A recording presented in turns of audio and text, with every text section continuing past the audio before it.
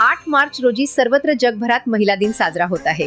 आजचा दिवस प्रत्येक महिलेसाठी सन्मानाचा, अभिमानाचा आणि आनंदाचा दिवस आहे आणि तो असणारच, कारण आज अनेक ठिकाणी कर्तृत्ववान महिलांचे सत्कार होतात, पुरस्कार दिले जातात, महिलांच्या कार्याची दखल घेत सन्मान केला जातो।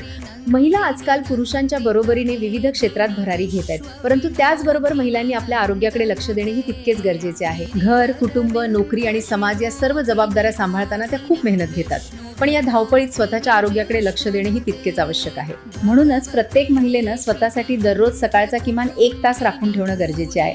त्या 1 तासात योग, प्राणायाम आणि ध्यान केल्याने शरीर निरोगी राहते, मन शांत राहते आणि दिवसभर काम करण्याची नवी ऊर्जा मिळते। जागतिक महिला दिन जरी मार्च 1908 रोजी सुरू करण्यात आला असला तरी भारतामध्ये खूप पूर्वीपासून स्त्रियांना पुरुषापेक्षाही पुढचे स्थान दिले आहे। भारतात शक्ती, विद्या आणि लक्ष्मी हे स्त्रीचेच रूप मानले आहे।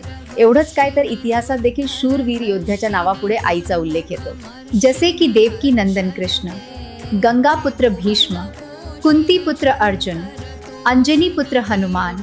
खरं तर फक्त 8 मार्च स्त्रियांचा दिवस नसून प्रत्येकाचा प्रत्येक दिवस हा स्त्रीमुळे आहे। ज्याला स्त्री आई म्हणून कळाली तो जिजाऊंचा शिवबा झाला, ज्याला स्त्री बहीण म्हणून कळाली तो मुक्ताईचा ज्ञानदेव झाला, आणि तसेच ज्याला स्त्री मैत्रीण म्हणून कळाली तो राधेचा श्याम झाला, आणि ज्याला स्त्री पत्नी म्हणून कळाली तो सीतेचा राम झाला। जागतिक महिला दिनाच्या सर्व स्तरावरील महिलांना हार्दिक शुभेच्छा।